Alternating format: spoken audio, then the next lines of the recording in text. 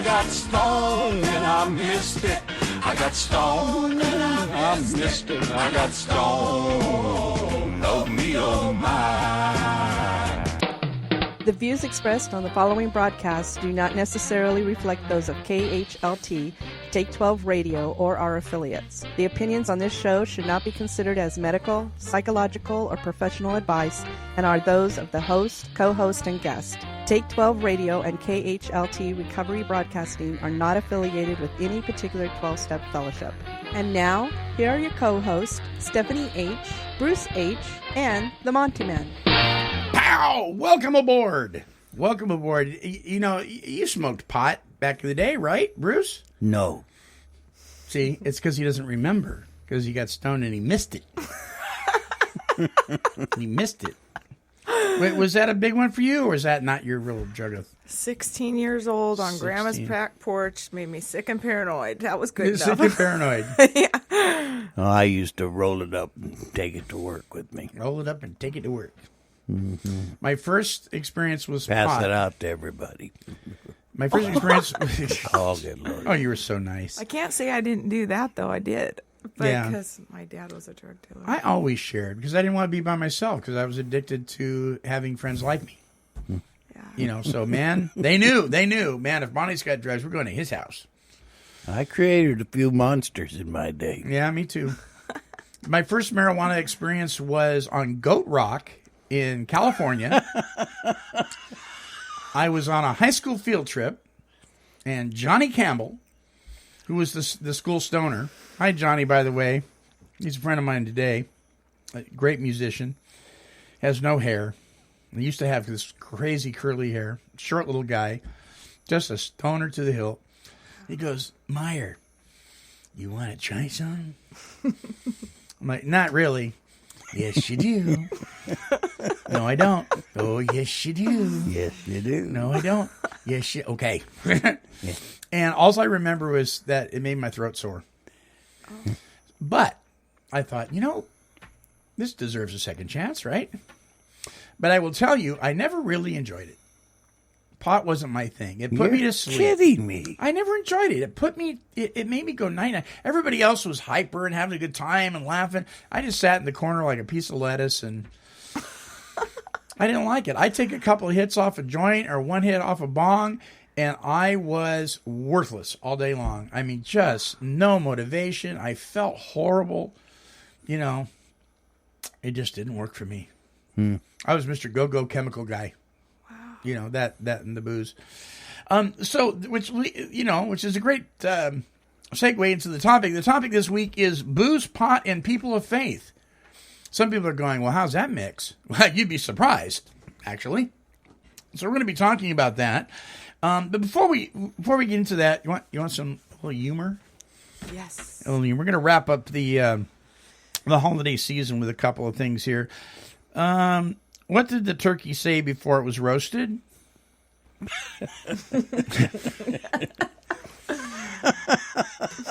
So, ye gads, I'm stuffed. That wasn't that funny. Where did the first corn come from? The stock brought it. Oh my gosh.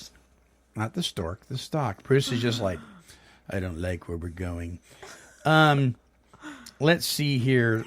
What does a cat do on the beach? What does a cat on the beach have in common with Christmas?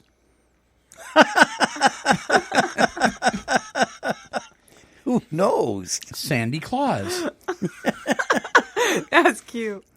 Let's see here. A man's in court, and the judge says, you're accused of Christmas shopping too early. Then he says, wait, there's no crime in that. How early were you shopping? The man answers, before the store opened. That's us, right? There you go. All right, that's all from the humor page in the 12-Step Gazette, one of our sponsors here at Take 12 Radio. Visit their website at 12stepgazette.com. They've got a lot of great stuff in there. Rehabs, detoxes, puzzles, humor page, columnist events, recovery house stuff, and all sorts of goodies in the 12-Step Gazette. All right. So that song that we opened up with was by the group Dr. Hook. Do you remember Dr. Hook? No. Dr. Hook? You don't? No. Oh, you were stoned then. You just don't remember anything that period. So I went What to... period is that? Yeah, so he doesn't even know where he's at now.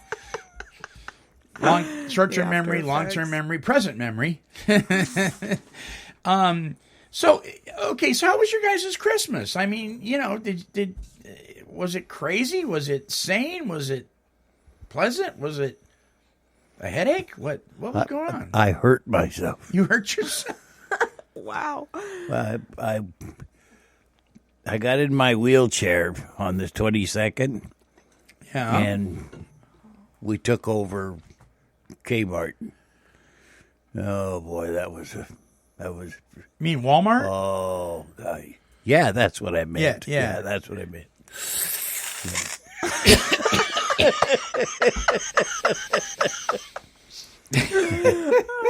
Now, my niece was pushing me around, and oh, what a day. So the next day we went to Old Navy. Uh-huh. And in Old Navy, we left the feet pads off the bottom of the wheelchair. Oh. And I put my feet out, and because they had stuff in the aisles, racks, and Right. so they could get more out for the holidays, and I kind of pushed it over with my feet. Wow. And the reason I say over is because I tipped one. You were a modern day Moses in God, Old yeah, Navy, yeah, part in yeah. the aisles. So we finally found an aisle we could go up and down, and and kind of look lateral to both sides. And we did well in that store. We did. Did you? For Old Navy? Yeah, we did real well. Yeah, we did good there. Stephanie, do you have a store story at Christmas time? Pretty much avoided the stores because I Avoided was them. done. Yeah. But, Yeah. Yeah. Have you either one of you ever been to Bed Bath and Beyond? I'd never been there before. I take my baths at home. And I was amazed. I mean, they've got products from the floor to the ceiling. I mean, it's amazing the stuff they have. It's like I'm like a kid in a candy store in there. The problem is the aisles, they're not even the width of your shopping cart. So forget getting through the aisles, let alone passing somebody. So if you come head to head with somebody, you got to back up, go down another aisle, which would be fine if it wasn't the holidays. Because the aisle you're backing up in to let the other person by, it's clogged with people. And I'm just like, this is insane. So I got in and out of there as quick as I could. Yeah, I was in the wheelchair, and I had a basket in front of me that I was pushing, and my niece behind me pushing all of us. Wow. Yeah, that was heavy. So I've got a gripe. This is my gripe for the month. Okay. Walmart. You mentioned Walmart. No, I didn't. Yes, you did. You said Kmart, and then we corrected you, and you said Walmart.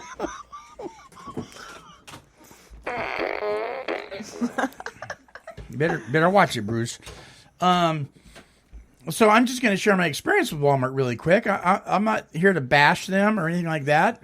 I'm just going to tell you what happened, and then you can decide. So I got I don't know if you guys remember the series Wings. It was an old sitcom years ago. So I got this. It was the whole package, every episode. I was excited, so I put it in the DVD player, and you couldn't make out anything. It was the discs were bad. It wasn't that the pixels were just a little bit off. I mean, it was bad. Wow. Bad. You couldn't make it out. So we took it back to Walmart, told them what happened, and they said, we can't take a DVD back that's been opened. I said, yeah, I thought we might run into that problem. Let me explain to you what's going on. I said, I just got these yesterday. And I said, this is the problem. And they says, well, we'll exchange it for the exact one. And I said, do you have them? They looked on their little computer. No, they're done. That was the last one. They don't make them anymore. It's gone. I said, well, then exchange me for, I don't want money back. I just go ahead and I'll get something of equal or lesser value. Can't do that against copyright laws. Which it's not. It's against copyright laws if they take it back and they try to resell it. But that's on them, not me. And so I said, well, what am I going to do? I got $30 worth of junk here. And they said, sorry, you're stuck with it. And I'm like, what? So I don't think on my feet quick enough. I wish I would have said, so if it's illegal, isn't, if it's against copyright laws, isn't it against the law to advertise something that works when it doesn't? Very good point. Isn't it against the law to sell something that doesn't work and tell everybody it does? Isn't that called bait and switch? But I wouldn't that quick. I probably would have been being a smart aleck anyway by doing that. So I got stuck with these things. So somebody said I should make a lamp out of them. And so I went online and I'm looking at how people make lamps out of DVDs and CDs. Wow. So I'm thinking about maybe doing that. But Walmart, shame on you. Stand behind your products or don't. But don't play games. All right, go ahead. I'm going to have to say something. I'm glad that you had that experience. That's absolutely terrible. Yeah, it is terrible. I mean, that doesn't fly. No. And how are you supposed to know if they work or don't work unless you open them? And it's not like I had them for a month and I was making copies. And you know what I mean? I got them the day before. I didn't even. There's like 100 CDs in there. I don't have time to make copies of the silly things. I would try again and go to like the electronic department, have them. I did. I went to the management. I talked to the. Okay, well, donation to Walmart, I guess. I do have a good highlight for Walmart, though. But that was just this Walmart. That isn't this. Doesn't just shed that light on everyone. That was just my experience with a couple of people in this one. So, go ahead. Okay, so you could look at it like this too. I did have a shopping experience. I get up really early. I think it was like, I don't know. I went there at like 5 and hung out. There was maybe 6 o'clock in the morning. The Albany Police Department was there shopping with kids. I thought they had taken their kids, and I'm like, wow, that's so cool. But you know what? They actually were volunteering to be a shopping partner to kids that Walmart gave $50 gift cards to this Christmas, like low-income families and stuff. So all right, you as redeemed a yourself. Positive note, you just contributed to that. Goodness. There you go. Okay, Walmart, you redeemed yourself. Make that curtain now. I don't care how, but do it. Well, hey, what could I say? Yeah. I just had one of those Christmases. Nothing fit. I had to take everything back. You know what I mean? It was like, and then this happened, and I was like, But we had a really. The whole family was here. Everybody was here. All the kids, and it was Colin's last Christmas with us as officially living here. She's going to be going off to college. Wow. He'll be back for other Christmases during Christmas break, maybe. You never know what happens. I told him, I said, you're going to get invited to come to Christmas to some of your college buddies' homes. I said, and you need to do that. It's okay. It's part of the experience, and bring them here. And so that was kind of bittersweet. It was his last official time on the worship team out at Oak Creek Christian Center Sunday. Because he's moving over to First Assembly and going to be leading worship over there and in the youth group, and then leading the rehearsal worships for the adult. They're all adults, but and then he's going off to Bible college. But so that was kind of bittersweet. I'm standing there, during worship, I'm bawling my eyes out. Jack McCann came up behind me and prayed for me. He says, it's rough, isn't it? I go, yeah, but it's as it should be. This is the way of things. This is the way it's supposed to be. Our job, and I told him, our job in raising you will always be your mom and dad, but that's complete. Now it's time. And that's rough. That's rough, but so it was kind of an interesting Christmas, but it was very good. Very good. So, okay, we're going to take, and I have to say this. Congratulations on 13 years for Bruce on the 26th, day after Christmas. Good job. 13 years. Somebody gave him a coin. Did you bring it with you? No. You got your coin? Bruce. All right, we'll be right back right after this. Hey, look! Running around in the meetings, gobbling up gallons of bad coffee, flapping his gums wherever he can bring a smile to a hurting face. It's Slogan Man! We know cute little platitudes and sayings on the wall in 12-step meeting won't keep you sober, but they sure will make you think, consider, and even laugh your way through an otherwise crappy day. Can't wait to get to your home group to hear those slogans over and over and over and over again? No need to. Pick up a copy of the 12-Step Gazette and join the adventures of Slogan Man. Visit www.12stepgazette.com and subscribe today. Slogans and platitudes are no substitute for working the steps, but Slogan Man is very cool. Okay, everybody. Well, as you know, Friday is New Year's Day, which means Thursday is New Year's Eve. And we know what happens to so many folks around this time of year. And so before people are too hungover or too regretful, I thought before their brains are mush, we may have a little fun with some Take 12 New Year's Eve and New Year's trivia. So here we go with Take 12 Trivia. Yes, indeedy. Take 12 Trivia is brought to you by the 12-Step Gazette. I think Cecil's been drinking. Cecil.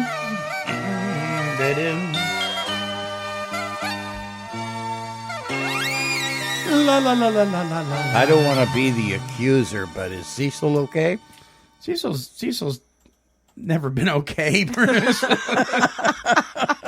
That's why we like Cecil. Okay, now this week's trivia is going to be a little weird.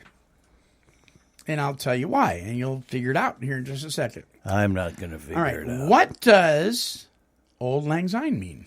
Say it again, please. What does Old Lang Syne mean? The song Old Lang Syne. What does it mean? What does it mean? Anybody know? Can you hum it? I'm just kidding. I don't know Let the song. old acquaintance be forgot. Okay, now I got the song. Okay. All right, so this is the challenge I have for everybody who's listening. The first person, because they're timestamped, the emails, who gets that right, okay, is going to get a present. Wow. Next show, because the next show will be 2016, the next Wednesday show. So you don't get the answer this week for that. So what does Old Lang Syne mean? So the first person to email me that gets it right is going to get a nice little gift. Okay, here's the year after, year before, the year around it. I think I have an idea what it means. Okay. Here's the second question. Okay, go ahead. Take a stab at it.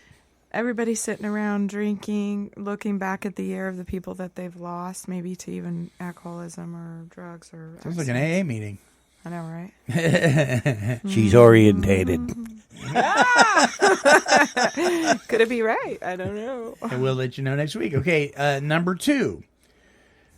When was the first New Year's Eve celebration? Oh, that is this trivia? Yes, it is. Well, it would have been on the We're going to give first. prizes next week. It would have been on the first of the New Year's. Starting with Well, the yeah, first that's New like saying what time. Specify, man. What time was the 6 o'clock news on? I mean, when was the first celebration? 5 o'clock. Okay, it was on day 2.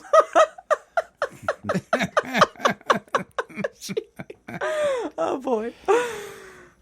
The first New Year's Eve party. The first New Year's Eve celebration. When was it established? 1921. I'm going to say the year following independence. So, yeah, somewhere in there. Okay. We'll see. I have no idea. We'll see what happens next week. All right, and here's your third one. You ready for this? Yeah. Okay. What is the name of the gentleman that took Dick Clark's place on the New Year's Eve celebration in New York City, emceeing the Dick Clark thing? Marcia. So those are your 3 questions. The first person to get those right. What does Old Lang Syne mean? When was the first New Year's Eve celebration first declared or first established? And the name of the person that took over the Master of Ceremonies over for Dick Clark. Whoever gets this, I want to partner up with you. Yeah, me too. Oh, so you want a prize too? Well, you may get a prize also. Well, it's not that. I just want to know if they get these hard questions. I would like to pick their brain for more. So there you go. It's a little weird for trivia this week, but I thought we'd just give people a chance to chime in and win something. Can you sing it, Bruce? No. All right, we'll be back with the topic, booze pot. and people of faith. Men, women, and their families experience tremendous pain and suffering due to the struggles they face from substance abuse and its co-occurring mental health challenges. They need to find a safe place for peace and healing.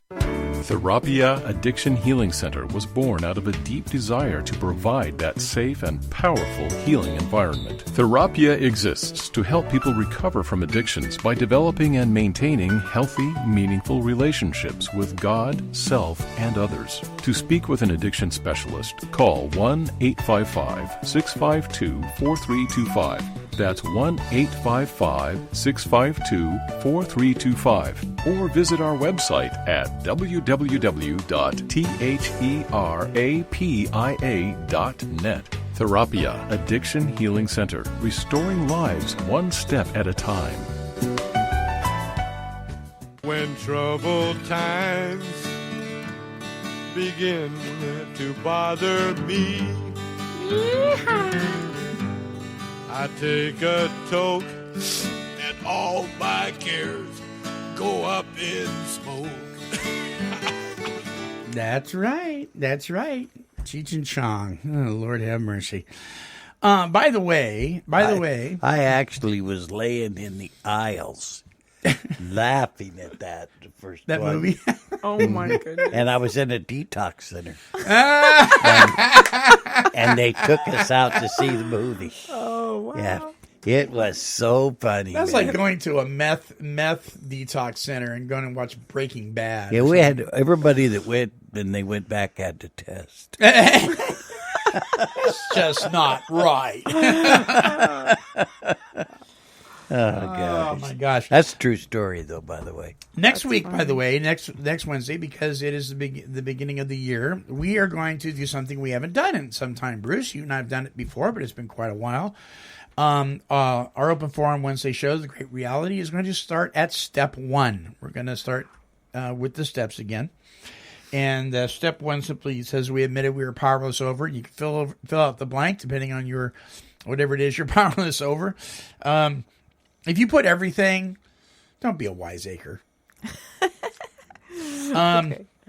And that our lives have become unmanageable. So we're going to talk about step 1.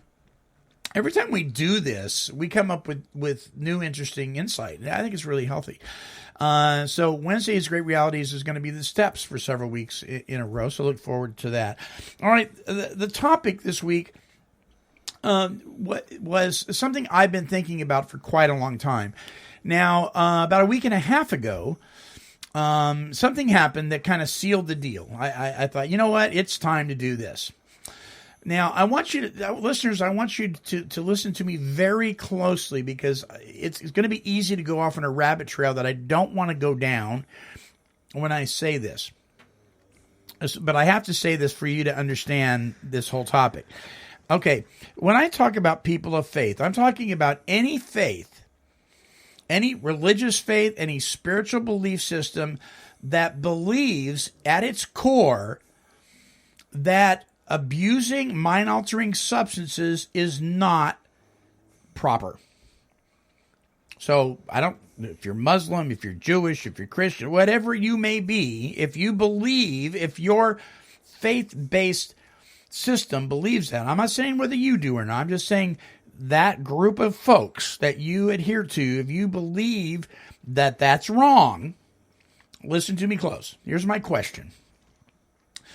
If you as an individual, not your faith, but as an individual, think it's okay to abuse alcohol, then, and particularly post it on social media that you're doing so as a person of faith, then here's the key question. Then doesn't it just make sense that posing pictures of you getting stoned or just getting stoned, if it's legal in your state, wouldn't that be fine too?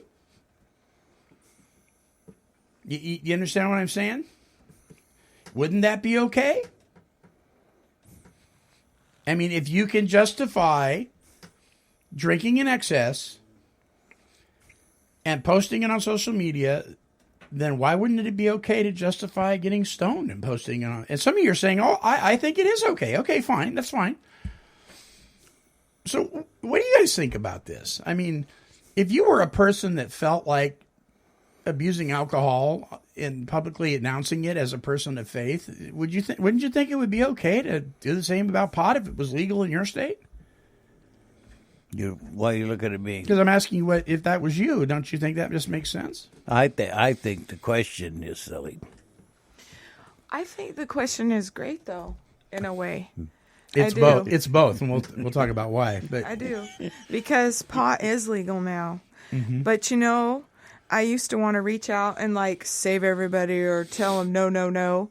But the real change is me. And when I think about, if I even put a joint or whatever up to my lips and I imagine that my baby or granddaughter or kids are sitting next to me, I can't say, no, don't do that. I can't save them in the future, but I can be the example for them. So I think it's great. I mean, and the thought of trying pot after all these years again has actually crossed my mind because of exactly what you said. Someone said it can put you to sleep and make you normal. And boy, do I want to be normal. Seriously, I've never, ever even thought about all these years until I had talked to somebody who was like, oh. That's not going to happen. I know.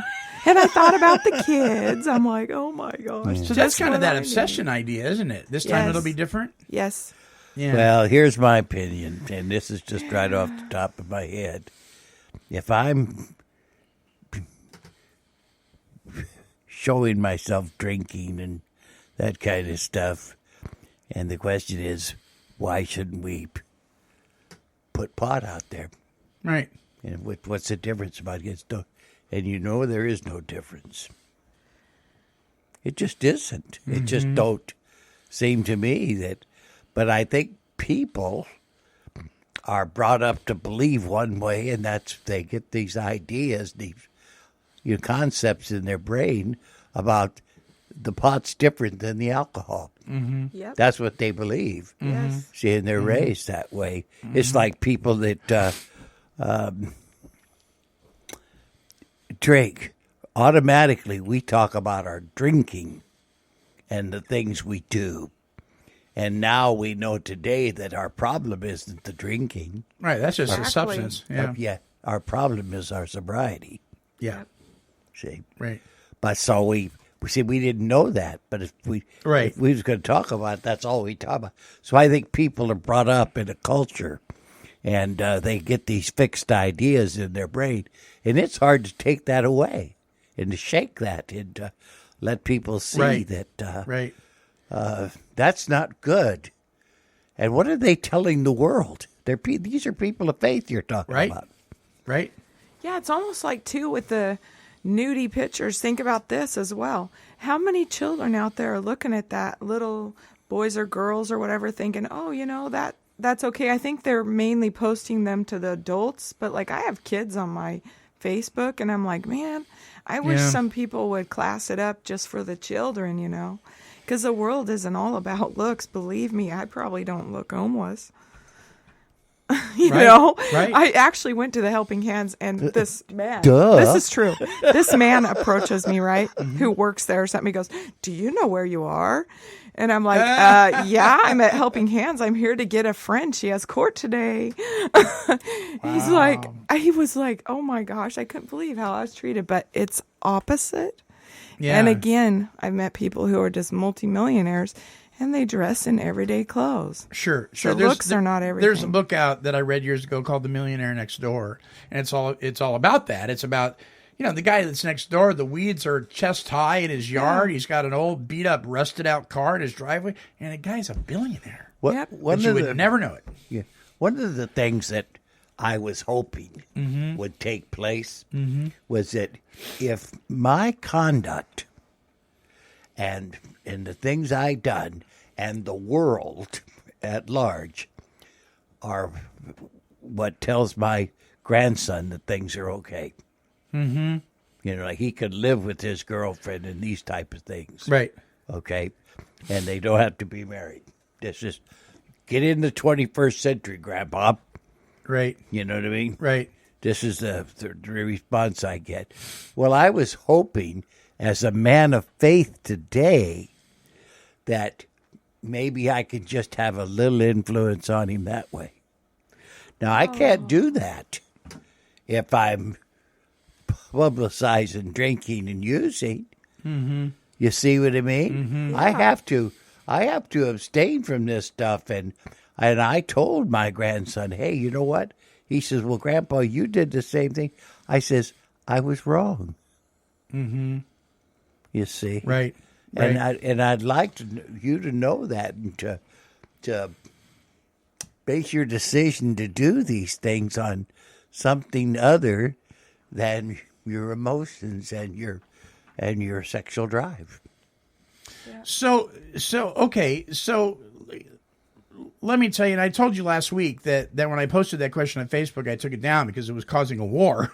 Mm-hmm. It's really interesting. If you want to start an argument, it's really easy to do. You don't even have to get in it. Just ask a question on social media and then just sit back and watch what happens. People will go at each other's throats over the silliest. So I was thinking, I'll just post the horse is red and see what happens. And I'll get people. You know what will happen? Well, red really isn't. I think it's more of a burgundy. Nah, horses aren't, maybe mules are red, but horses aren't red. What do you mean? Well, obviously, you haven't ever experienced a red horse. Why are you telling me I haven't experienced red? I have life experience. I mean, it gets crazy, right? So I thought, maybe we'll just talk about it on the air. But what I've been seeing in the last several years, and it's nothing new. It's just that I guess I've been more aware of it. Maybe it's because of the field that I work in and that I surround myself around, that I'm maybe a little more hypersensitive to it. But I've been watching people of faith in the name of grace, in the name of being free in their relationship with God and not bound by legalism, boasting about what, particularly, let's pick on us Christians for a minute, but particularly what the Bible would say is not, maybe wouldn't condemn, but definitely says isn't wise. And flaunting that, in the name of being free in Christ. And getting very defensive if you point that out, or if you say, and my statement was, another Christian celebrating drunkenness online. I just don't get it. Now, I wasn't criticizing them. I wasn't, coming down. I was just saying, I don't get it. And wow, it's a personal choice. And Jesus turned the water into wine. I love that one. Everybody always uses that one, And I mean, God made sex too, right? For appropriate, spiritually healthy purposes. We're the ones that abuse it. God, made fermented drink. We're the ones who abuse it. So come on, don't be justifying things because Jesus did this and Jesus, give me a break. But so I'm watching, and I'm not just seeing pictures of pastors and people in leadership having a glass of wine at dinner. That's not what I'm talking about. I think that's not wise either. But I'm seeing pictures of them with these growlers. You know what a growler is? It's a huge stein of beer. Oh. Going, I'm free in Jesus, and holding it up to the camera. And you're a pastor? And I'm like, something about this just doesn't sit right with me. So this is something that has really concerned me about where we're going as people who claim to be free in Christ. And so I saw this post of somebody. Go ahead. The thing that bothers me about that is, what is he saying about Christianity and the church? And remember who the church is. I'm the church. Yeah, you're the church. Yeah. So what is he saying about us? And are people getting this opinion about the general population? Sure, you bet. You see, that's not a good thing. That's why I think that Christianity's imploding. Yeah. Well, it certainly sends a very confusing message. You bet. Stephanie? Well, this is a big deal because of the fact that I've seen it throughout nothing's new under the sun here. Nope, it's With not. power comes more responsibility, more eyes are on the person. They have more influence, especially if they're good with their words, things like that. And they're misleading masses, and, that's really sad. But again, the only person that I can change today is myself. And the highest position I found in the whole universe is just to be a servant. And I do suffer because it isn't like I like to feel bad feelings. And it would be nice to respond in this way or that way or go get high or whatever. That's the easy way. The hard way is being in my own skin, dealing with it day by day. But there's also rewards to it, I can say. Yeah, I'm grateful for that.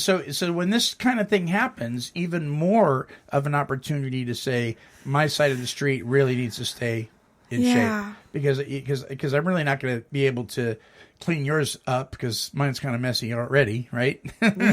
Where was Jesus at that thing, right? Right. He's walking away, I imagine. So when I saw yet another person of faith taking a video of one of their relatives dancing around, acting crazy, making the statement, well, he sure needed alcohol to enjoy his time, blah, blah, blah, blah, blah. Now, it turns out, from what I understand, the guy actually wasn't drinking. But this person made that statement about him. Well, they really, I guess they needed a lot of booze to be happy. And I'm like, gosh, he wasn't even drinking and you're putting this on him. Wow. And I'm thinking, what kind of influence? So we are, within the Christian faith, we are to hold each other accountable. The Bible says that. We can't judge the world. We can't expect a non-believer to act like a believer. It's just not. It doesn't make sense. But each other, we are to hold it. And boy, did I come under fire. This is none of your business, blah, blah. It is my business because we're the body of Christ together. So then I got to thinking, well, how do you feel about pot? If it's legal, if it's permissible, then shouldn't that be okay to do too? Well, they didn't like that. And I think, Bruce, you hit the nail on the head. It's these ideas that we have. It goes one way or the other. It's like, it's okay. Oh, yeah, they might say, yeah, that would be okay too. Or they'd go the other way. No, that certainly wouldn't be okay. Let's talk about, I think every person of faith, no matter what faith you believe in, would agree that abusing mind-altering substances is wrong. Most of them would say that. They're not going to say it's okay. So we have to look at what is intoxication. And if you look at the biblical explanation of it, we're talking about anything, when it comes to alcohol, anything above 2% fermentation. It was Jewish custom to water down the wine, even the best wine, to make sure, absolutely sure, that you were not your mind wasn't being altered, that you were still clear-headed. The better wine was fermented. It just was. It tasted better. It was better stuff. It did stuff for the heart, everything. But they watered it down. They never wanted to be over 2%. Today's alcohol, for the most part, is 6% and higher. So wouldn't even a glass of wine in today's culture be considered biblically above what they're talking about in Scripture? So I have to say, if you're sitting around and you're drinking wine for the next 2 hours and you're posting it on Facebook, you're probably not sober. Those of you who say, well, it's okay as long as you don't get intoxicated.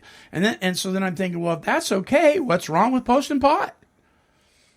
I mean, come on. It's what's good for the goose is good for the gander, I think. So I think it's something, I don't want to bash anybody, but I think we need to take a look at ourselves. Because here's the second question. Why do we feel like we need to change our frame of mind? Why do we think we need to change our state of consciousness? What's behind that? What's driving that? What are we trying to run from, hide from? Is it that we just want to relax? Or are we trying to create an environment so we don't have to deal with life? I don't know. Mm-hmm. For me, in the past, it would be, how life is like a roller coaster. It has its ups and downs and level filled sometimes. I would do anything, like when I was stressed out, to avoid stuff. And whether it be my eating disorder that I had when I was a child, to deal with, I had so many feelings inside. I didn't know how to deal with them. And when I did it, I had bulimorexia. When I binged and purged, because I would be switching back for months at a time, right, back and forth. anyways, I would feel better for a minute. I would have that relief. And so that's why I continued on with that, because I got something out of it.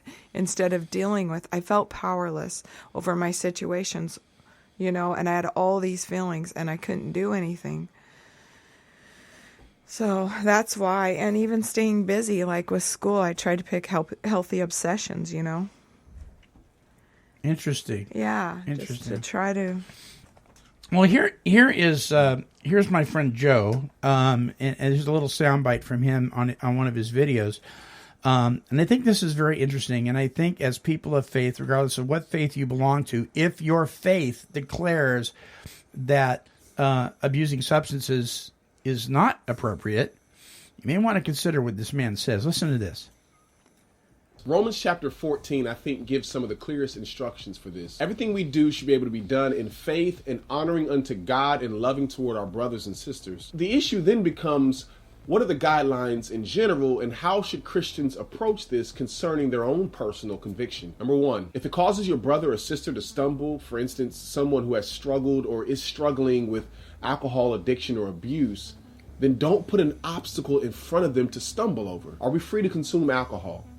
Yes, we are also free not to consume alcohol. If you drink alcohol in front of people who are clearly offended by it or could stumble from it, just so you can say, hey, I'm under grace, not under that law or legalism, then you've missed the point of your gospel-given freedom. We are to consider how to use our freedom to uplift our brothers and sisters, not simply for our own selfish gain. Number two, if you feel personally convicted to not consume alcohol, particularly if you've experienced deliverance or are starting to experience deliverance from alcohol abuse or addiction, then you should feel free and even obligated to withdraw from alcohol completely. For whatever does not proceed from faith is sin. And now, of course, the Bible is explicitly clear, very clear, that Christians should not get drunk. There's no Bible interpreting gymnastics you can do to make a biblical argument that it's okay or God glorifying for Christians to get drunk or aid or applaud those who do. In fact, the Bible is riddled with many warnings against drinking alcohol. From Old Testament to New Testament, the Bible is very fond of dangers alcohol presents to fallen people. You don't have to be a graduate theology student to see the Bible gives a resounding no to drunkenness. Okay, so then again, what are we considering drunkenness? Well, if you're going by biblical description, you're talking about anything over 2%. And that's what today's booze is. So I have to consider that and go, I have a pastor friend at the church that I worship.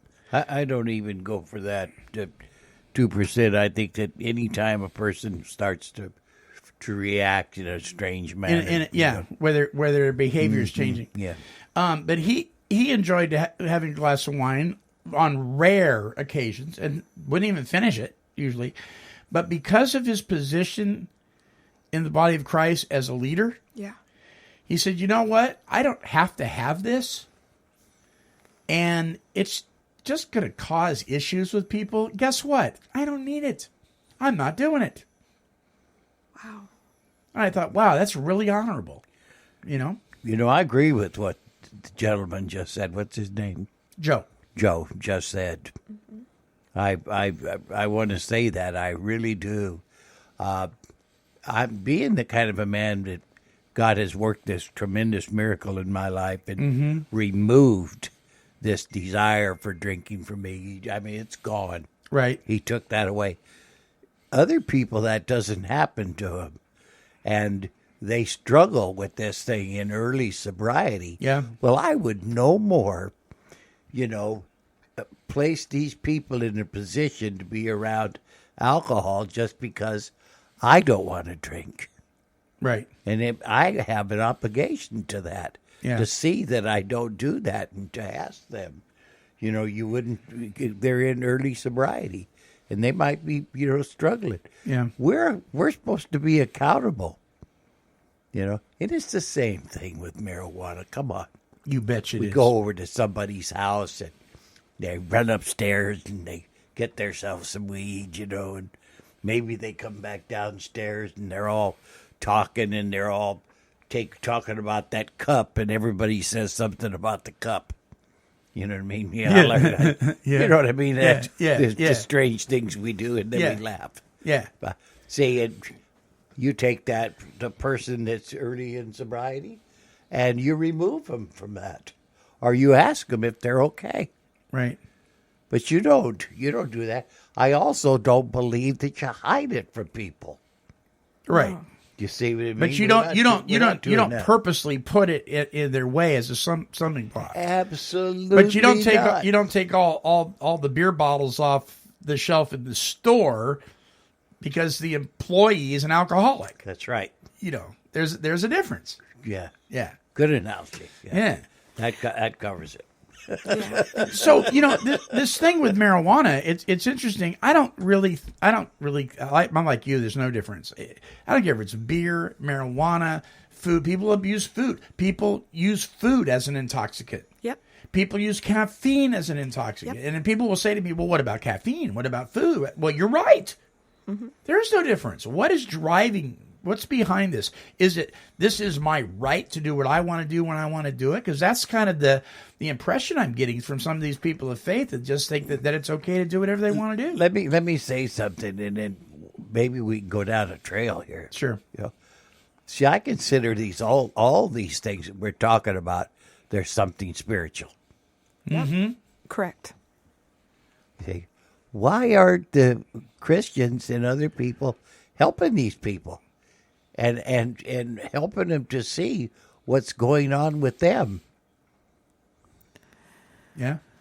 And they're placed in these things above. You know what I mean? Right. And why is that? What need do we have going on? So what's the payoff for posting pictures of you and your buddies? They're all, leadership in your particular place of worship. Drinking. What's the payoff? Why are you doing that? Why are you doing? And so if you're doing that and it's okay, then why aren't you doing it with the pot? Well, maybe pot's not your deal, but maybe it is. But why? What is going on? Yeah, what is the payoff? And I can't answer that. I can't either because I don't get it.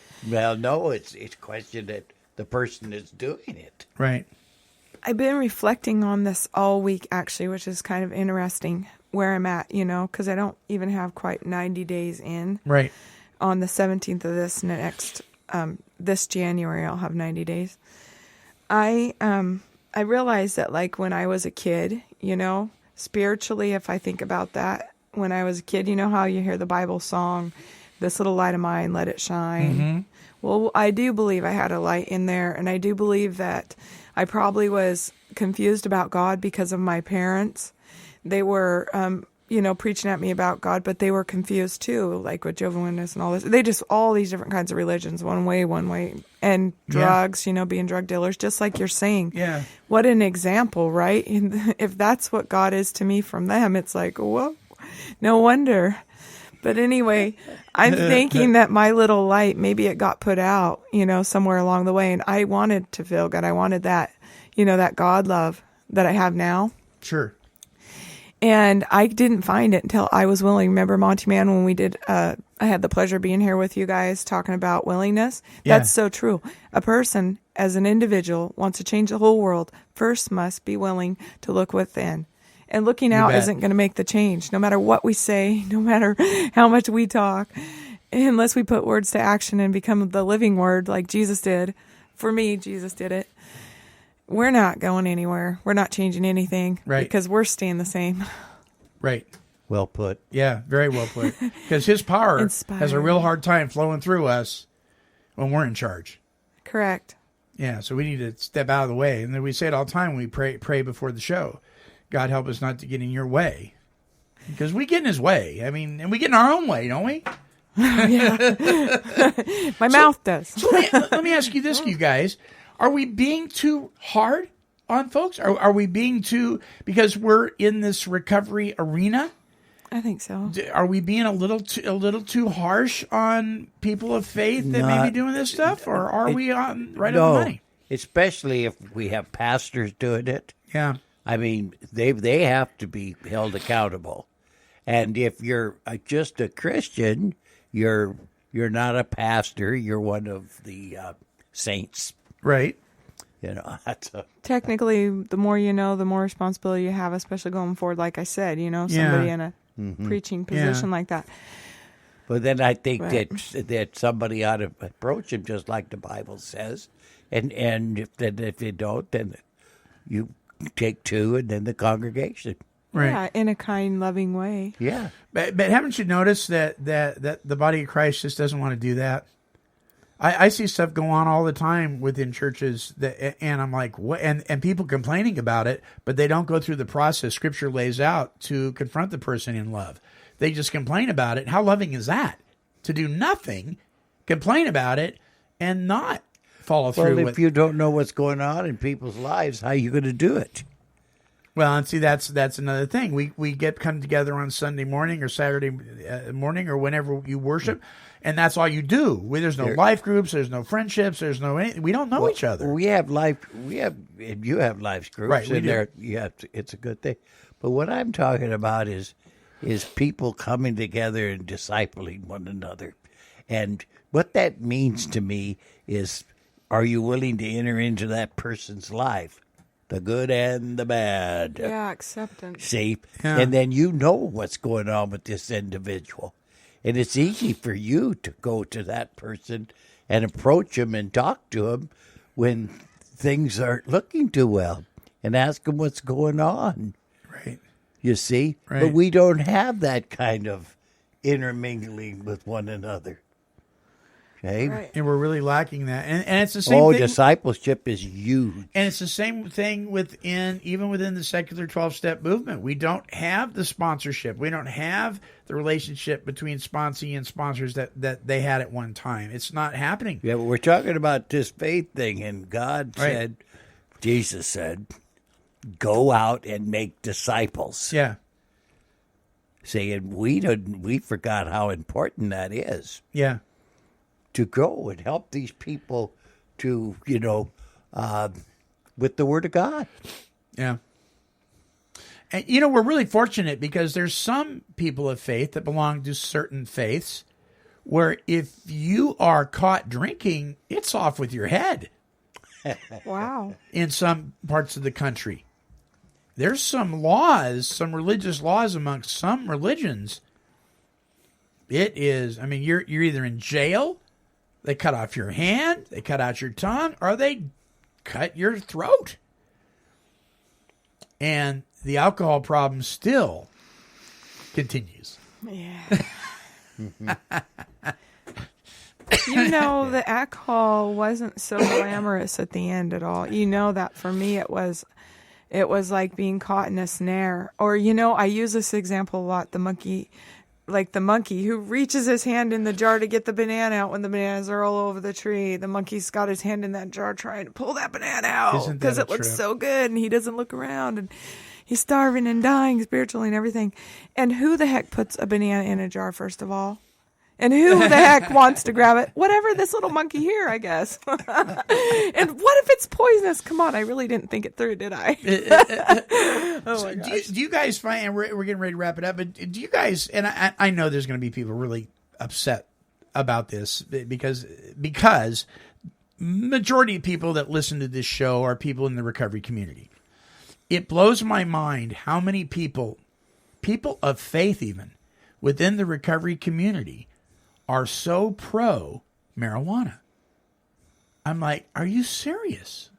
And, we hear things like, well, marijuana, it doesn't cause the problems that alcohol causes. Yeah, I get that. But do we really think that the legalization and making it perfectly acceptable for another mood, mind-altering substance to come on the scene is responsible thinking? Look what happened with alcohol. Did we not learn anything? So now we're just going to add another toy? If the people of faith don't see that they're apart from the secular world, that there's a spiritual, thing that we're trying to do, we're trying to grow from, instead of joining the world. Yeah. The world is getting worse. It's not getting better. Right. And Christ even said that. Yeah. That it's going to get worse. So, this is no surprise. Yeah. But now, why are we joining in with them? If you're doing that and you're not being held accountable Don't you see how you can get hooked up in that? Yeah. You know, if I turn around and I do something that's enjoyable, and I'm going to want to do it again and do it again and do it again. You bet.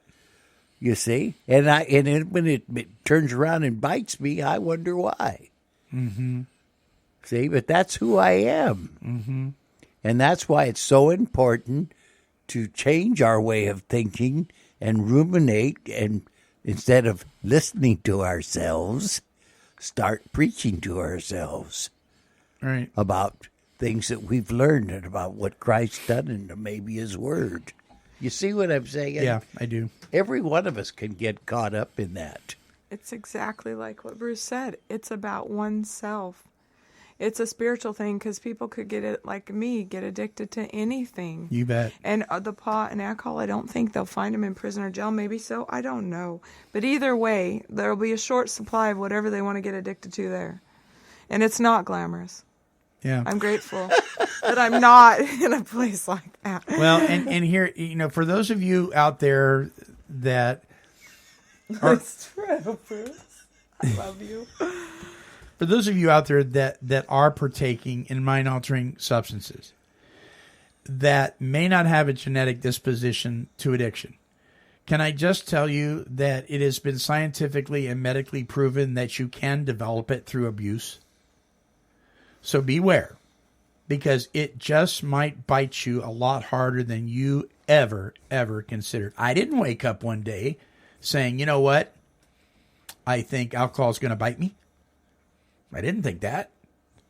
I didn't wake up one day thinking, I think methamphetamine is going to have negative consequences and take me down and almost kill me. I knew there was bad things about it, but I was not convinced. Because, you know what I'm saying? I wasn't convinced. I didn't think that was going to happen to me. Not going to happen to me. And some of you out there listening are thinking that about, tobacco. I mean, I was looking at a chart the other day about the different substances and how many people it's killed over the years. Tobacco is number one. Number one. Over every other substance that man can abuse, tobacco has killed more people. It's amazing. I found out something about spirituality, and if we just can't set it over there, and let it sit for the week, and then on Sunday pick it up and take it to church with us. Right. And pet it and stroke it and make it feel good, and then take it back and set it on the desk, in the house. We're supposed to live this thing. Live it, yeah. To grow from this and have our lives illuminate from it. Right. Yeah. You see what I mean? And that's what we want to do. We don't want to compartmentalize it like we done with the religions here in the West. Yeah. We put it over there and then we take it out Sunday. Yeah. Yeah. No. Stephanie? Hi.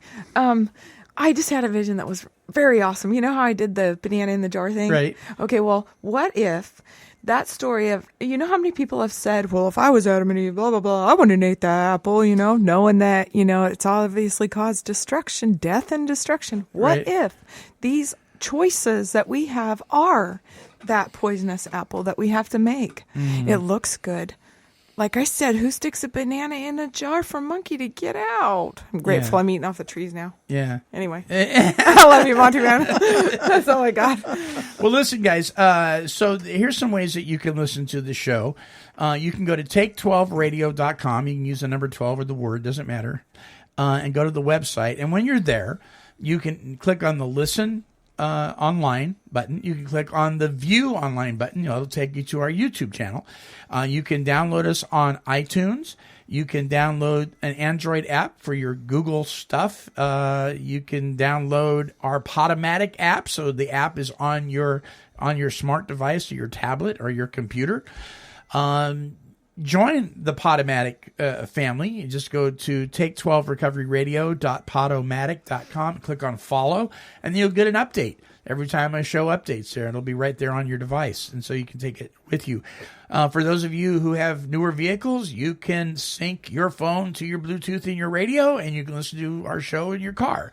There's just all sorts of ways that you can do this. We've made them all available to you at take12radio.com. All right, my friends. Well, listen, I know this is controversial. It's going to raise some eyebrows. If you're a member of Podomatic, by the way, you can comment on the shows and tell us what you think. You can always email us at take12radio@comcast.net and comment on the shows. I do suspect I'll be hearing from some of you. Podomatic?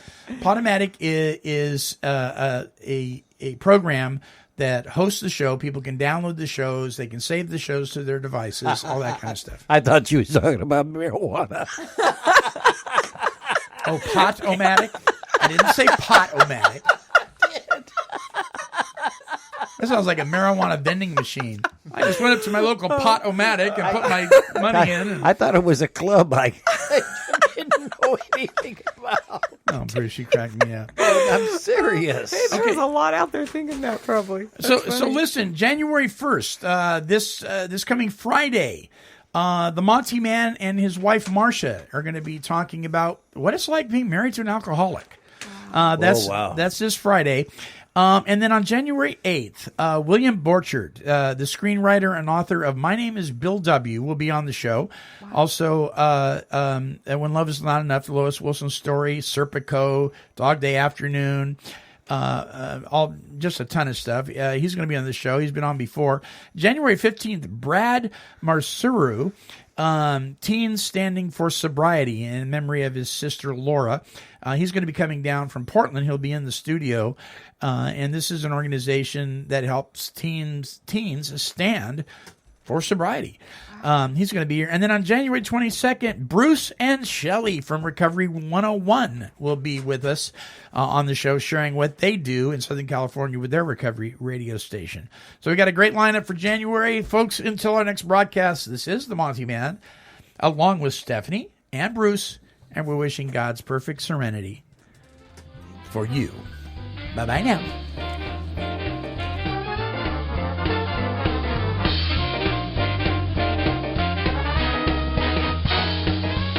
This has been a broadcast of Take 12 Recovery Radio and KHLT Recovery Broadcasting. Kitty, kitty, kitty, kitty.